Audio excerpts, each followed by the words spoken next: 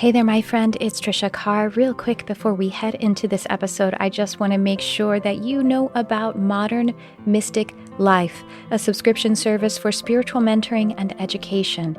The monthly subscription is only $11.11 per month. We have regular support and inspiration delivered with the utmost ease right into your text messenger 2 to 4 times per week. You can use your mobile device or your desktop messenger to access the lessons and meditations, a monthly MP3 download of a produced meditation, at least once per month live meditation led by me. There is no account login, and we have a monthly live class workshop. These are usually $35 for non-subscribers, so it is quite a deal. And the community is amazing.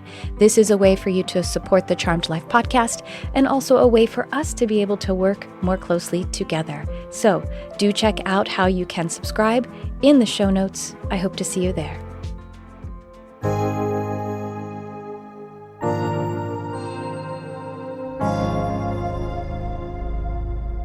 Hello and welcome to the Charmed Life podcast.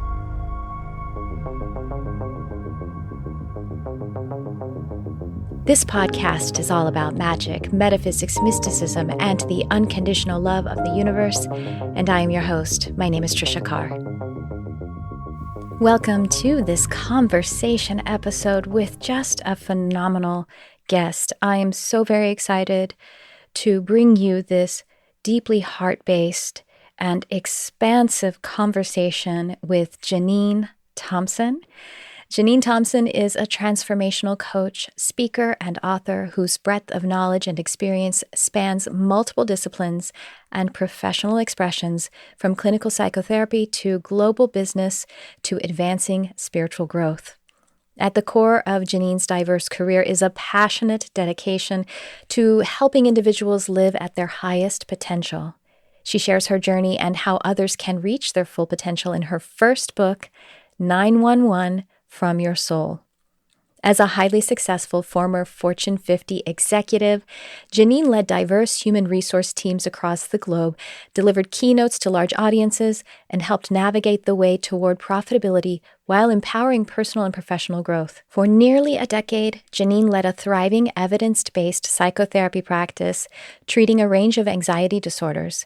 She was honored to guide her clients' transformations and heightened levels of well-being, joy, and harmony. A Reiki master and former registered yoga teacher, she has a deep reverence for the power of energy and the body's innate wisdom. Jeanine also holds a Master of Social Work and numerous certifications, including Certified High Performance Coach and Rapid Transformational Therapy Practitioner. Jeanine was personally mentored by renowned transformational expert Marcy Shimoff and trains yearly with the High Performance Institute, founded by Brendon Burchard.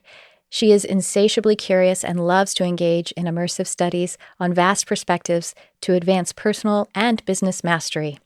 Committed to service and sustainability, Jeanine has volunteered for decades with hospice clients and their families as they step through life's journeys and transitions. Jeanine cares deeply about the planet and creating a business that gives back to nature, and is thrilled to partner with One Tree Planted. Well, I just wanted to give you all of that up front about Jeanine.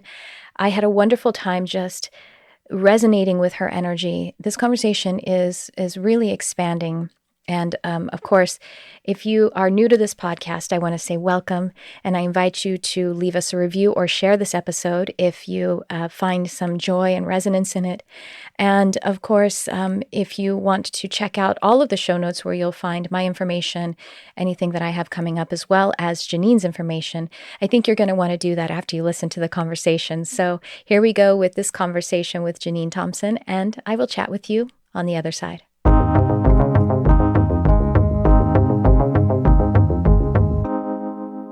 Well, Jeanine, welcome to the podcast. Thank you so much for coming on. Thank you. I'm delighted to be with you. I just love your energy. We accidentally started chatting a little bit before, and we have to hit record so we can get going.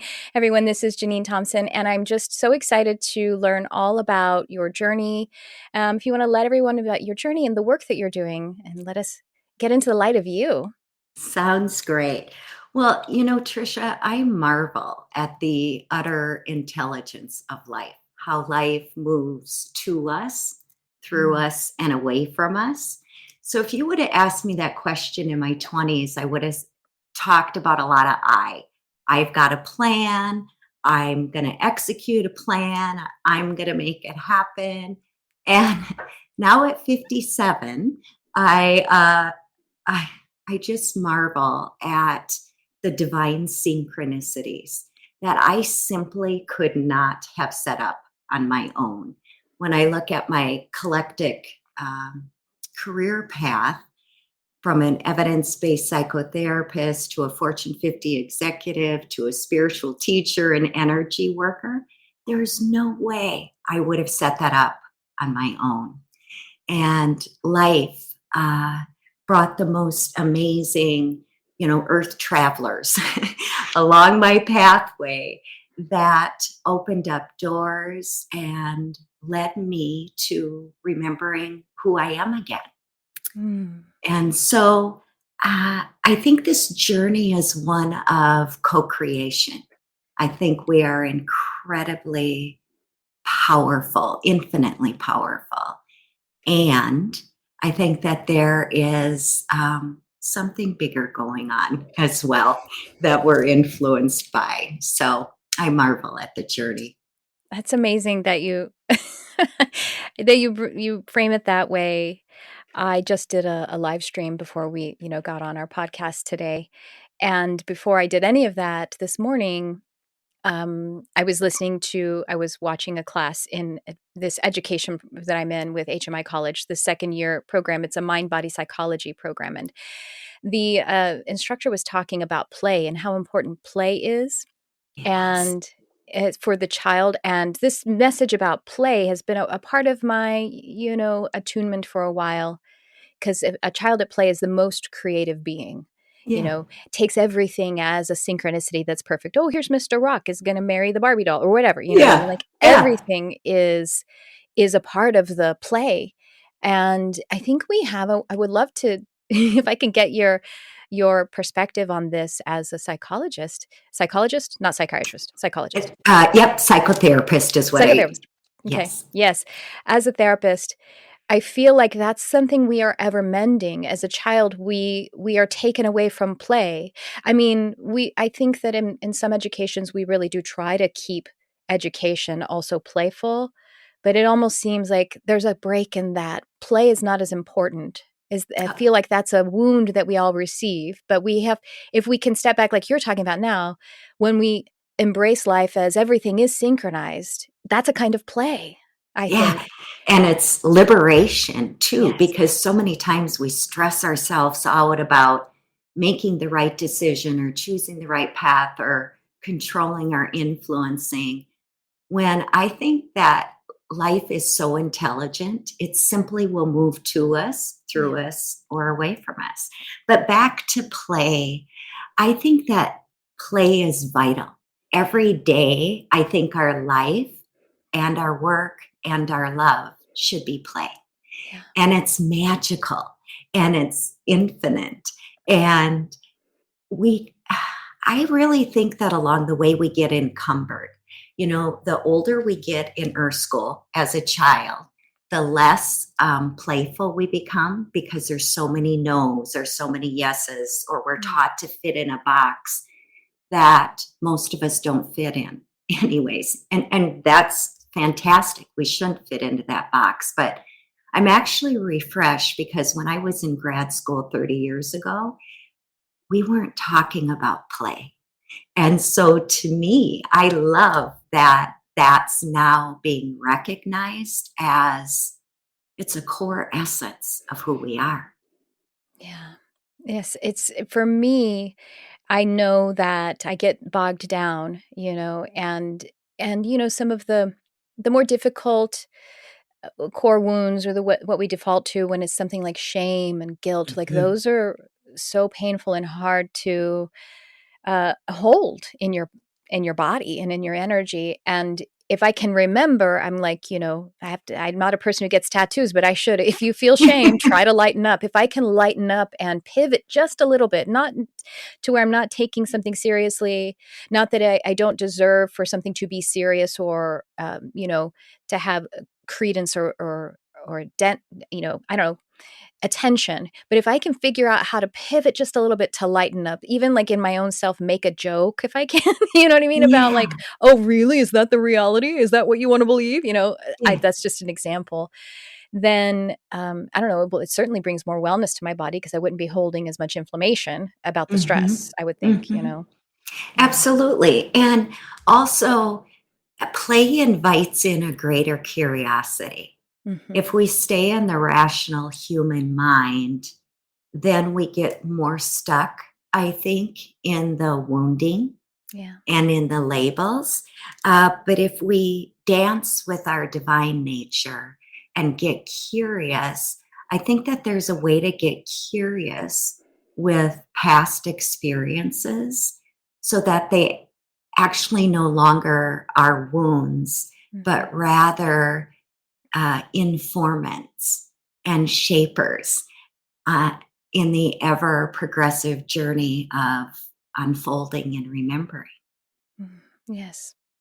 How does one do that? Someone who's listening right now who's like, but this story that I'm in today, it hurts. Yeah. Yeah. So I'm the beauty of the and girl. I think we're human and divine. I think Yeah. that life is joy and it will also be pain.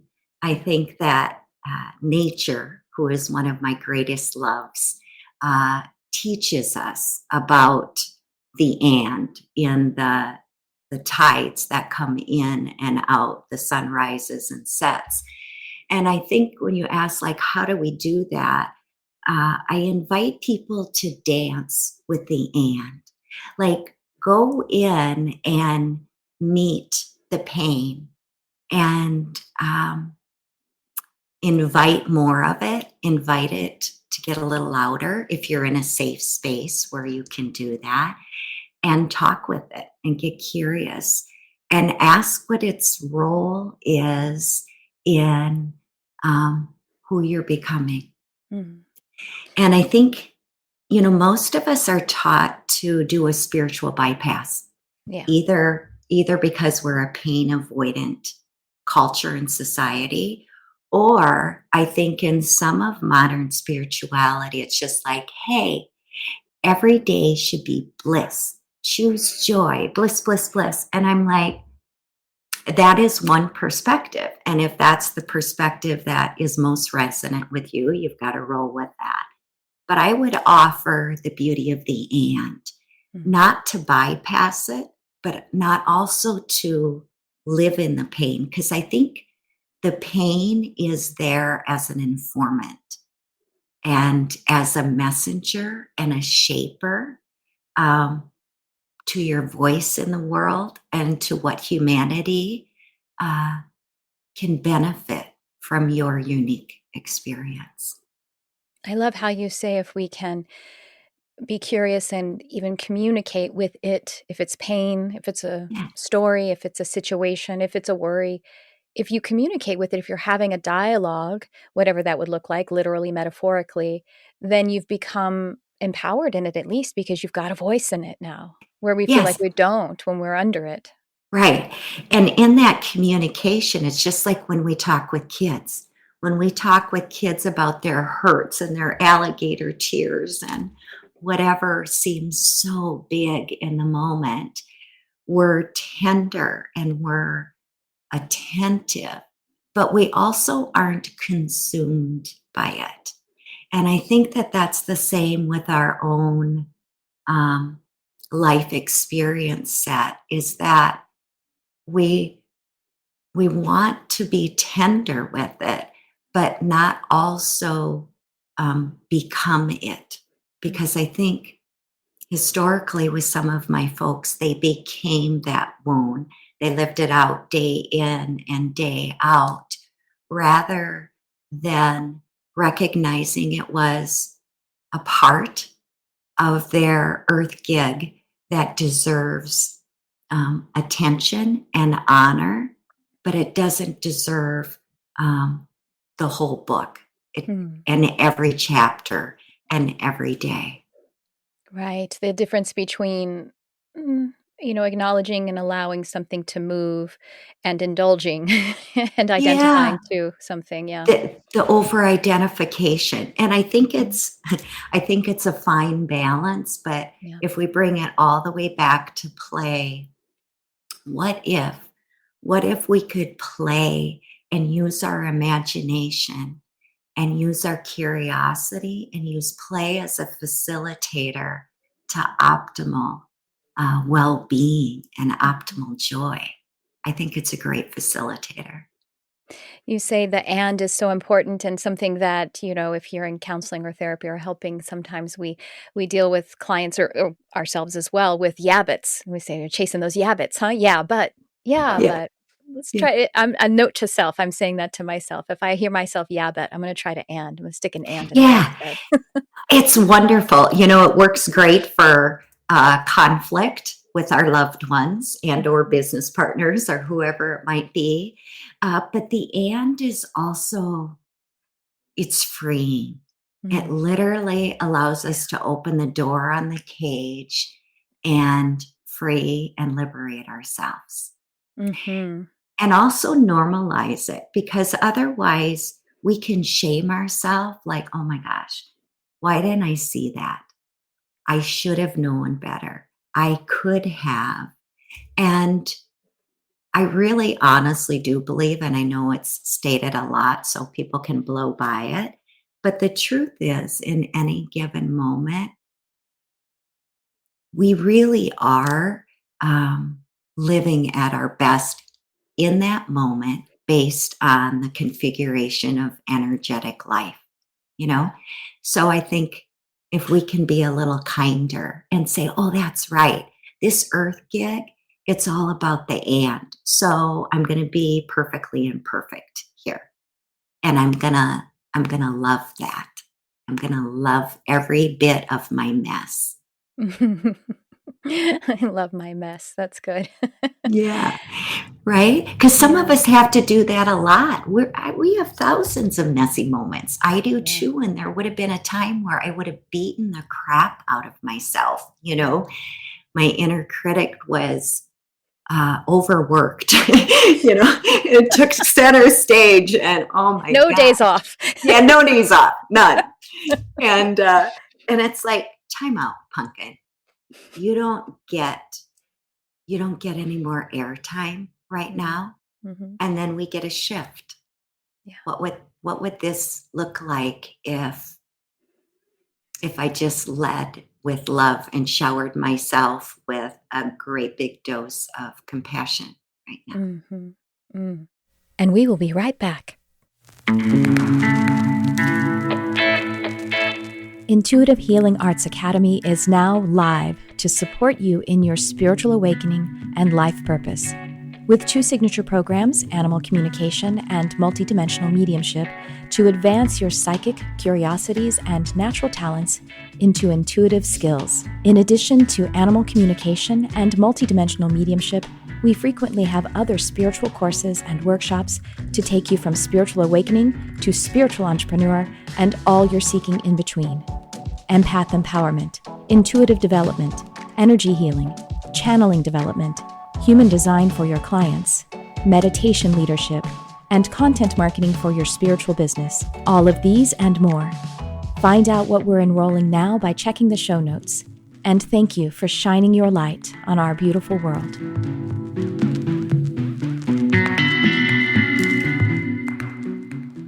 And now back to the show. Would you be interested in sharing some of your origin story, some whatever you're comfortable with, like wherever Yeah, you want to start, where you're from, or what sure. some of your earlier life was like that brought you to Yeah, this? absolutely. So I grew up in a small farm community, Oh, which is wonderful. also, kind of central to who I am. In my family, the women were very strong and in Mm, charge, and I certainly saw that and modeled it myself too. Sometimes to my detriment, when I got older. But I would say strong women. Faith was central. Church was a big part of our life, which I also came to a different understanding. But those central shapers. But I would say a couple of figures. My grandmother Marion truly modeled unconditional love. Like it was, I still praise her and say so much gratitude in whatever plane she's in now. Because she, no matter how beautiful we were being or how human and messy we were being, like none of it mattered. It was just love. So those positive shapers were wonderful. I had two deaths really early. I witnessed one of my best friends die at age 15 in front of me. Yeah. And then again at 16 with a coworker. And when I spoke about the intelligence of life, like I looked back in those moments, it was devastated. I was a 15-year-old. I was pretty wild. Back in farm country, you partied out in, farmlands. Yeah. And then all of a sudden at 15, I learned I wasn't invisible and life could change, in a blink of an eye. And then a year later, as well, with another coworker who died in a car accident. But those events, I came to love hospice. So for the last 30 years, I've been a hospice volunteer on and off.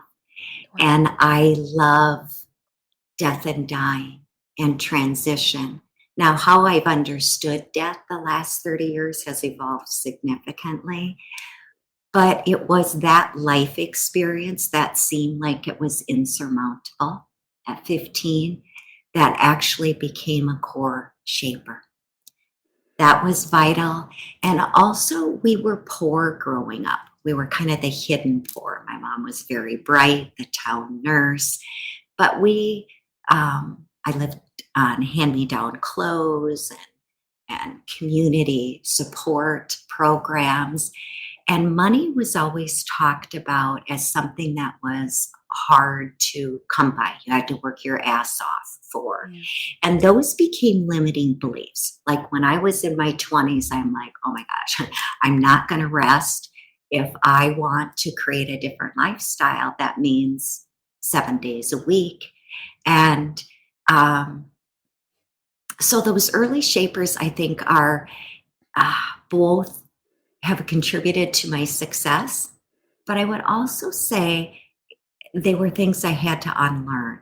Like my particular view, I don't subscribe to a religion now.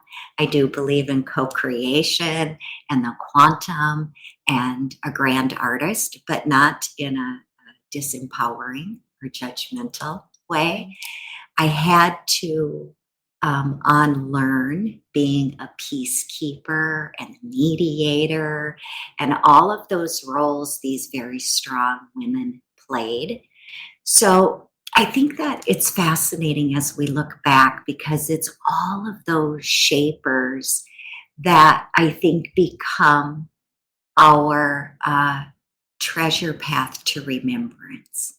Who am I? Who am I really? How I understand myself to be as a soul traversing in a wonder suit today versus a God in the sky that was out there, up there. The power was outside of me. That was a huge learning. Learning how to dance with money as a facilitator and as a made up form of currency and exchange. Those were things that were incredibly, they took me time to really unravel and learn to live with differently, Yeah. Dance with money. That one, that's not easy. Oh, It is, so it's a symbol. It's not even a thing. Like, it's such a thing in our psyche, but it's a symbol placed on top of energy. But it feels it so much denser than that. it feels way denser than that. And then we could get into a whole conversation about none of it being real, right? Yeah. On the one hand. And then on the other hand, I think that that's part of our invitation here in this canvas of Earth School to do the beauty of the and, to hold the deeper truth of illusion and energy, and learn how to work with the density. Mhm. Yeah. And on my best days, I do that well. And on my heavy days, man, you can get all bogged down by this because it feels so real. Mhm. Yeah. It is real, and Yeah. Yeah. it's Yes. also an Thank you. illusion. Yes. Yeah. Yeah. We So can those are bring it into free. Mhm. some of the Mhm. early shapers. I would Mm. say that. Um, Another big one for me was growing up in a religious family. I think the benefits of that were this strong sense of community. Like there was such an incredibly strong sense of being there for one another, for having responsibility, not in a oneness point of view that I believe today, but rather in this is just the right thing to do. Whoever is Mhm. struggling, you take care of them. And I think that that is something that I wish actually all people felt, that responsibility to be there when others are hurting or having the and of life show up in trauma or pain or tragedy. Mhm. Yeah. I had religion, I wasn't really raised in it. My mother had, basically was abused through religion in her childhood, so Mm. she was really afraid of religion. Took us to church a few times, but it was a trigger for her to even think about church or anything like that. So I actually went and sought it out myself at 11 years old. I hitched a ride with my friend's parents. But, because I grew up in Texas, it was the only I think I'm a spiritual seeker. Like, that's a Yes. natural, innate, Yeah. motivation for me, and that was the paradigm that I understood. And then when I was a teenager, I also got these little astrology scrolls for $1. So it's something else I was a little bit Yeah. interested in, but, it was a real experience for me, and so I had fear in my life, and I'm sure there was fear in my religion, too, but I definitely was a spiritual person experiencing it through religion. And Yes. so when I departed from religion, it wasn't really that hard for me, because I thought, well, I own everything that I have that is a relationship with divine God, Jesus, even the Bible, and the things I love about the Bible. The thing that I didn't know how to replace immediately, because I didn't know there was another option for spiritual community or connecting. I just left because I couldn't. It was a shoe that didn't fit anymore, and it didn't match my relationship with divine. So I had to Yeah. move out of it. I was, the thing that I mourned, I wasn't worried about, oh, you're going to hell because you don't believe this specific way anymore, which I know that is a challenge for people who leave religion. That wasn't a challenge for me. It was that I didn't know how to have that faith-based community out there. Yes. I didn't know where it was. And I was like, well, that's not working for me anymore, so I'll just keep moving forward. So it was like, it's an and. It's like, church is really great, and also there are people there, so it's not so great. Yes, absolutely, absolutely. But I love the seeker, like Mhm. that innate part of you just knew. And it was similar Yeah. for me. Like when I started to question, wait a minute, women can have a voice. Uh, to me, the level of exclusion and Yeah. judgment, like I knew didn't resonate with me. So that led me to explore all sorts of wisdom traditions in sacred literature. And I think that I love them all and I draw on parts of all of them, but nobody had the corner on the one way, because Yeah. the truth is, none of us know, Of course not. you know, We're none all a of part us, of this. Yeah. right? And that also led me, when I was a kid, I had premonitions. I was very Mhm. intuitive, but I shut that all down because I couldn't make sense of it in the context of doctors and nurses and social workers and my family and the context of religion. And I think that's in part why I pursued being an evidence based psychotherapist, because it Yeah. was proven and it was solid. And, I'm grateful for that decade, the honor of partnering with my mental health clients was just such a gift. Um, and I still appreciate some clinical information.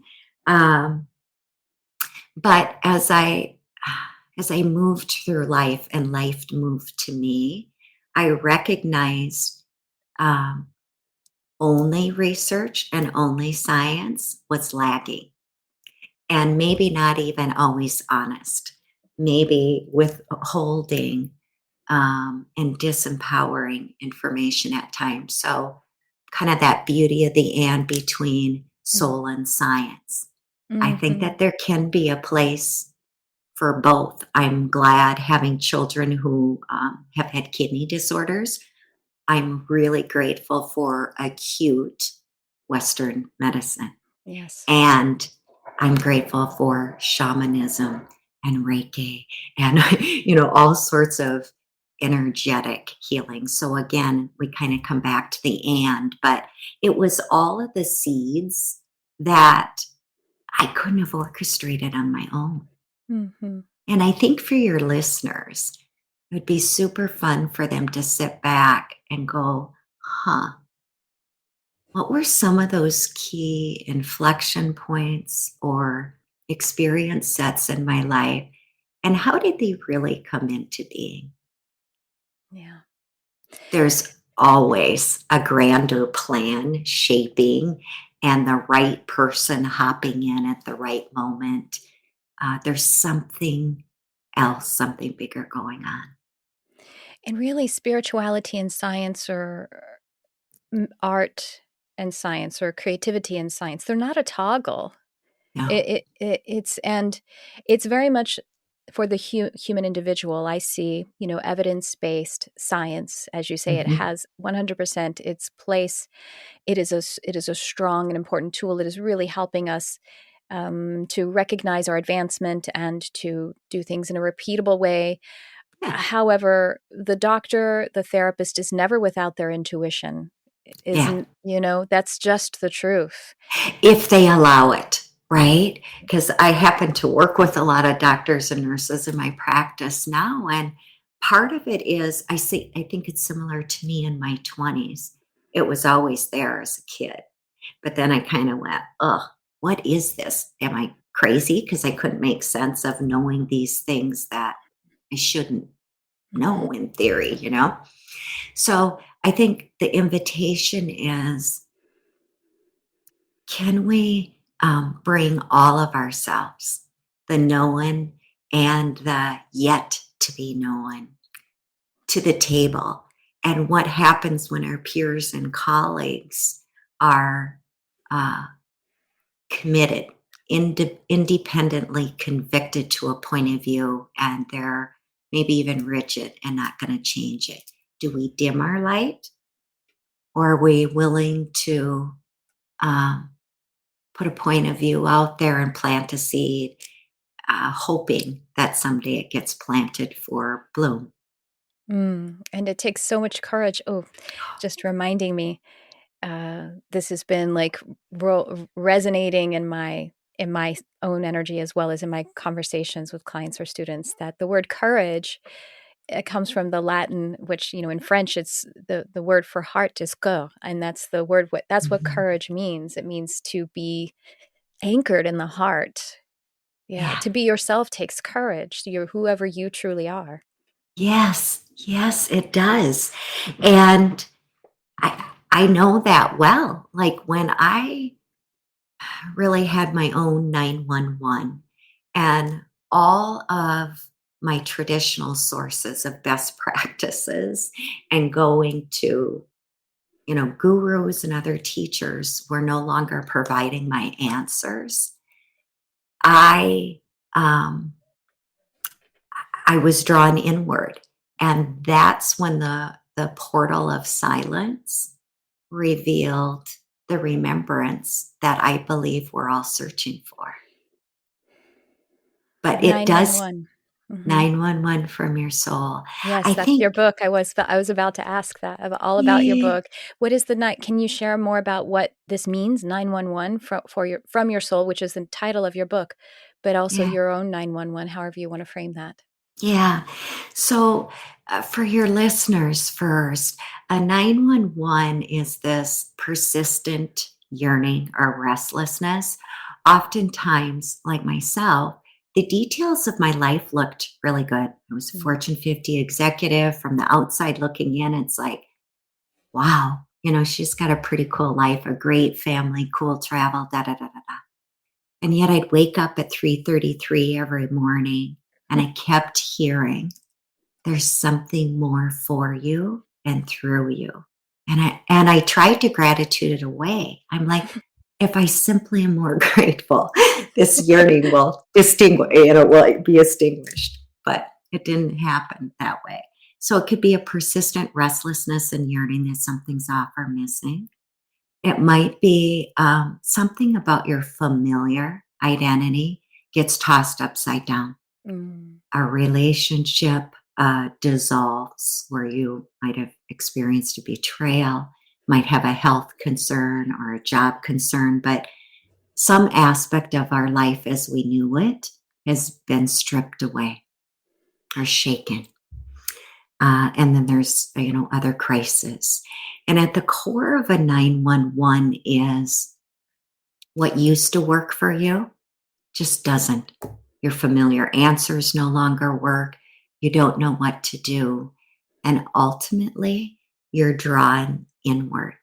You're taken on a path to remembering that that part of you you've lost sight of, to reconnect with the deepest truths of this amazing and we are this amazing infinite um, trove of wisdom and intelligence, and this human who is messy and imperfect and beautiful. And so that's kind of the core of the book, is the longing to meet ourselves.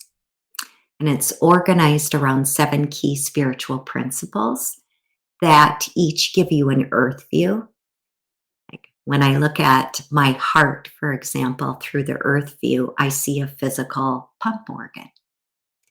And I know my emotional heart, the heart that for those loves that just are completely delicious, and the days of sadness and overwhelm that feel too much. Those are our earth view understandings. But at a soul view level, the mystics and the scholars knew about the spiritual heart. That heart, like if we just think of our body as nesting Mhm. stackable dolls, we just rest in the sanctuary of the spiritual heart. And any problem your listener wants to solve, their next right action, whatever it is they're dancing with in life, reveals itself. So throughout each of the 7 principles, it's both extraordinary, practical, like how do I get through this day when I can't see past the next hour or day or week? And then how do I also ignite and embody this expansive, unlimited uh, essence that I really am? Mm. You've said a few times the Earth School, which I I I I love that. What can you expand on that concept? I mean, obviously, if we're in an Earth School, then we're bringing in, which we're very mystical and metaphysical here. So you can talk about Yeah. any of the eternal I, quality of quantum quality of time or not time, and yeah. yeah. So I think we live in Earth School and we live in the greater field simultaneously. Yeah. But while it appears we're in Earth School, people, places, experiences, and events are going to move to us, through us, and away from us. Um, and there are teachers of remembrance. And so every time I have a difficult rascal in front of me, somebody that I'm just like, wow, give me grace here. I always get playful and I say, I wonder what we agreed to. I Yeah. wonder what the real purpose is here. I wonder what his or her or their or they or them. I wonder what their love note to me is. Ooh, I love that. Because each dance in Earth School is actually a love note. And as we start to put them along our yellow brick road, our treasure map, it'll lead us right back to our remembrance before we dropped into Earth School of what we came here to learn and grow through. Mm. So simultaneously, we have this dance in Earth School, this canvas, and then we have these other planes. I believe in night travel Mhm. and multi-dimensional experiences in past lives. So all of that comes into Earth School because I think each generation is the healer for the prior generation, Yes. right?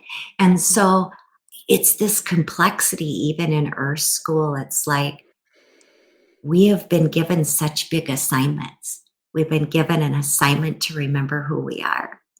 We've been given an assignment to learn how to love ourselves. And in Earth School, that's really hard because the culture, the media, um, in all its various shapes and forms, most humans will look for the negative, will point out our insufficiencies.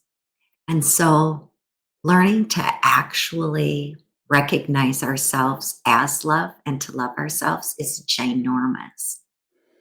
Learning how to love others, in some ways, that's even bigger because it's actually our own reflection. Yes, it is. Right? Which is so confusing because we Uh-huh. totally separate it out. And I think that's okay initially. Mhm. But one of my favorite questions every day is how can I fall in love with life? Mm. So when I frolic in the forest next to me, it's the silliest, tiniest thing. It's the bug who's dancing in front of me. It's the leaf that's got its own spunky personality on the fall from the tree. It's the squirrels playing tag. All of those love notes are just a remembrance to choose love each day Yeah. and to find the love within myself and to be as playful as the wispy leaf falling from the Mhm. tree or blowing in the wind, you know? I'm just thinking of I have 4 cats, and one of them, he is, just gorgeous, Oh, almost solid black, but he has, like, about, I don't know, 30 white hairs right there, where like a little priest collar. yes. But he has the most joyful feet I've ever seen in life. I okay, seriously, Running through the house. So that's like amazing. my favorite thing, but look at what you just did. You as awareness, because I think that's all we are, is Sure. Yes. awareness. Uh-huh. But your ability to be that present, to notice his divine qualities, even in the coat that he Mhm. wears, and those precious little feet that bring joy. Oh my gosh. Like if you live that part of the and have that delight and awe and wonder, oh, I I just think that's brilliant. Was the What a yeah, group. Nothing that you don't need anything else. I mean, there is Yeah, everything else. There is a lot of yeah, but yeah, in those moments with the dancing leaf or yeah. Barnabas is his name, or Barnabas's joyful little feet. It's just like Oh, I if I came here for just this, then I that makes sense. That I get it. I get it. yeah. Oh, I love that you're so attuned Oh, to, you as well. yeah, just to the love notes. Like they're Mhm. all around us. They're so innumerable. So that's why I get excited every day. It's like, oh my goodness. I wonder how love will reveal itself today. Mhm. Yeah. Mhm. Yeah, and that's what if I am experiencing pain or suffering, that is a one of the things I do I know. And I'm so grateful for being older. I'm so grateful that this path continues to the point of, when that too is just such a gift experience Yes. because also in school the teacher was talking about how babies you don't there's the changing of states, but babies don't have memory of I felt this way a few minutes ago and now I feel this way. And so in the moment, babies are so present that, the baby just is that if it's crying. I didn't know that. So is it kind of, this may be a bad way to say it, but I'm going to go ahead and say, is it kind of like a dog or an animal where they Yeah, say, okay, well, wow, sure. that's Hu fascinating. This is the beauty of so humans, babies, children are much more present than Yeah. adults. Yeah. Animals are much more present than humans, and so it's an and, you know what I mean? Yeah. It's a blessing in the moments when and that's the thing, yes, if you like, for example, my we kinda joke, as a way to, notice the difference between us, but when you hear a noise and they, like, hit the ceiling, and it's like, "Yes, because your life is so threatened." You Yeah. know? Yeah. You're just, like, Yes. worshipped and pampered and food is brought to you. Yeah. Yeah. And you hear just the slightest noise and and of course I know because they have that primal response and they're just absolutely present with it. But then as soon as the what seems like the threat is gone, they're just immediately out of it. Or if you Yeah. watch ducks, when you see ducks and they kind of have an argument and they like Yeah. bicker with one another and then they swim away and they just flap and then they're Yeah. fine. They just Yeah. let go of the energy. But yes, babies and animals, yeah, other mammals have that. Adult humans, it's a blessing and a curse. So Oh, with yeah. our experience, we can remember, we can in sort of a metacognitive way counsel ourselves. It's like that now. It's like this. It is like this right now, but it will move. And Yeah. so in those moments, I wonder how love is revealing itself to me in this as well. How life is actually if life is moving toward me in this or if life is moving away from me, as you said, Yeah. there's a reason for it. The way you let go of the child's bicycle so that they can actually Yeah. propel it themselves. And so I try to make that assumption, though I'm not to push away whatever those Uh-huh. feelings or experiences are, but to move more deeply into it with, Yeah. I guess, courage again. Yeah. I love that. I love that a lot. I think it's such a fascinating um, dilemma and invitation to, it's like, how much time does any one thing really deserve in terms of our Hmm. attention? Yeah. I wonder, I wonder if you do a brief dance and ask life if there's anything else to be revealed. And if nothing shows up in the moment, if that isn't just enough. Hmm. And then we trust that the next, because I firmly believe everything that is meant to happen in this life that we are meant to experience, we will, Yeah. no matter what the pathway is we take. And I think that we could free ourselves on a daily basis, or I'll speak for myself, if I, the moments I get stuck in influence and control, I want to do this right. I want to get this right. Those are the moments of suffering. And then Yeah. I look back and I'm like, oh my gosh, it didn't turn out anyway, nowhere the way that I thought it was going to. So, how quickly can we honor and move on?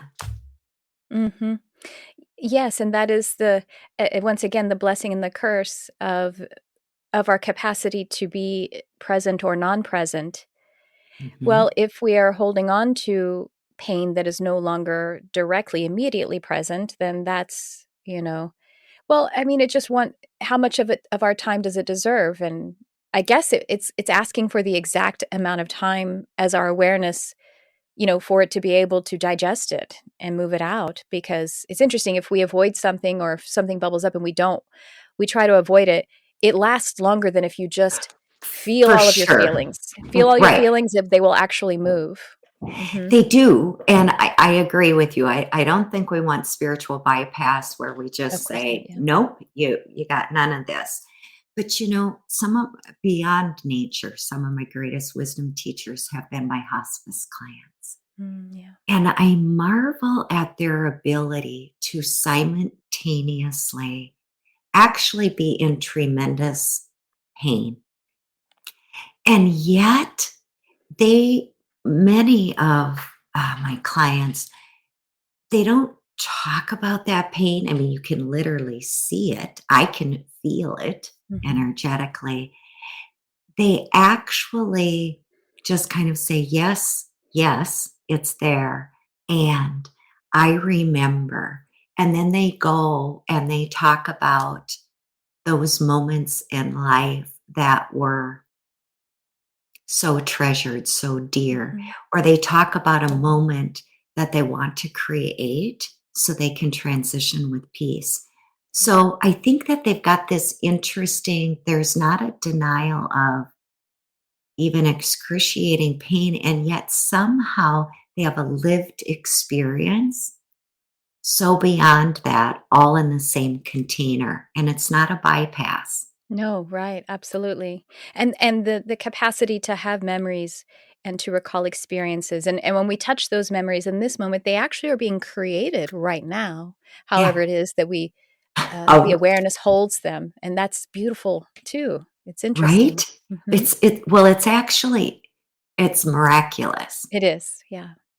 right? So look at, I mean, for your listeners, holy wow, the capacity when they leave this call to sit down and go, how do I activate that that ability of the and of Hmm. who I am every day? And I think it's incredibly exciting. It is. It is Yeah. really beautiful. This has been such a wonderful conversation. Could just I could just relish it for hours. Yes. Really Yeah. delicious, really delicious. I would love to know how people can work with you or connect with you. What kind of work are you doing that people can partake of? Your book Yeah. and all of that. Yes. Yep. So you can find my book at the usual places, Amazon, Barnes and Noble, small bookstores in your community, 911 from your soul. I would love to hear from you. So, is there something that struck you today? I would love to hear your perspective. Reach out to me on my website in the contact area. And I promise you, like, I'll engage. I love that. I have immersive coaching experiences. Mm, I have 3 packs and also 6 months or longer, where it's all about that and it's mm, soul and science, human and divine, grounded and expansive, to help you live all you came here to be. I also do a lot of speaking gigs, or historically have done a lot of speaking. That's been a little lighter in the last couple of years.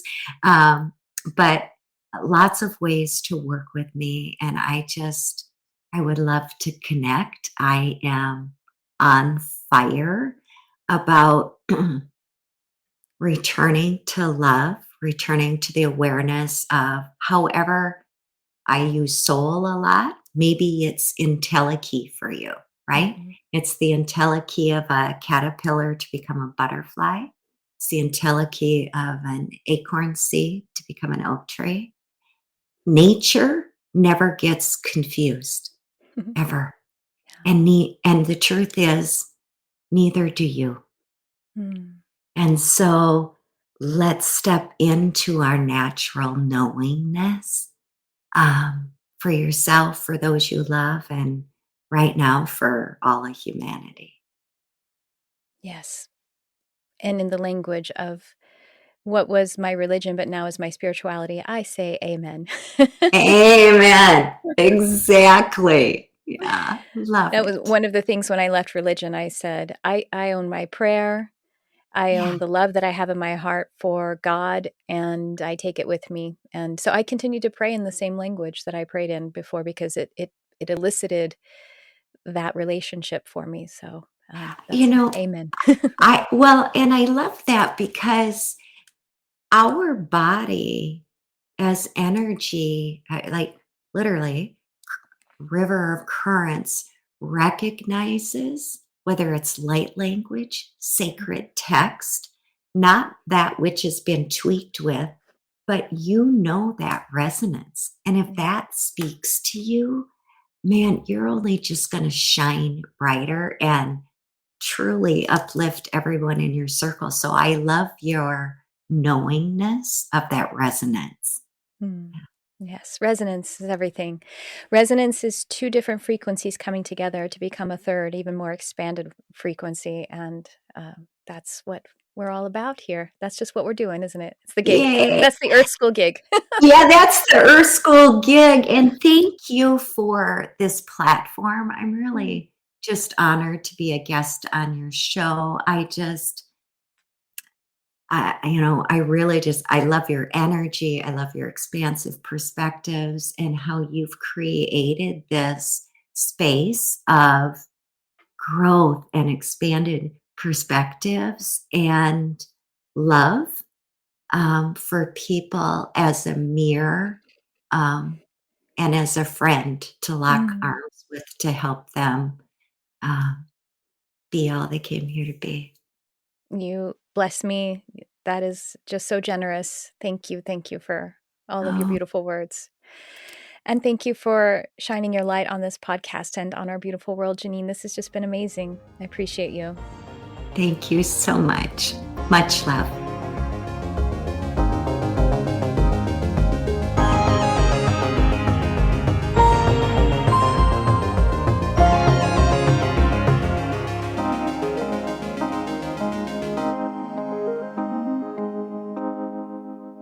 Well, that was just so incredible. I'm just still glowing from that time that I had with Jeanine.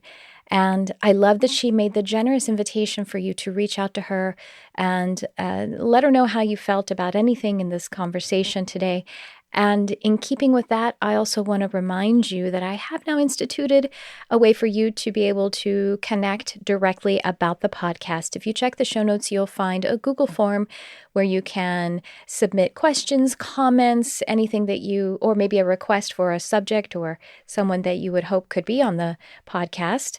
And also instituting a voicemail where you can leave a voicemail with me, which we will share on the show. And so I hope you. I just loved. I have to go take a walk in nature now with all of that amazing that love song and that love note that we received from Jeanine about this life and about nature. Of course, if you're new, then maybe you don't know yet, but I'm all about how we are healed and uplifted and the intelligence of nature, animals, and nature and spirit it's what we are composed. So I just loved this conversation and I just love you. Thank you so much for being here on this podcast. A reminder again, if you would leave a review, that would just be such a blessing, helps me to to increase the light quotient of this podcast. It's a form of us resonating with one another. You just scroll down in your podcast app and you'll be able to see a way that you could leave some stars, leave a little bit of a comment. And also check out the website, check out the offerings, all the different things that I have coming up. I would love to work with you and more closely. And that's what we have for you in this episode. Thanks for tuning in. I love you, whoever you are.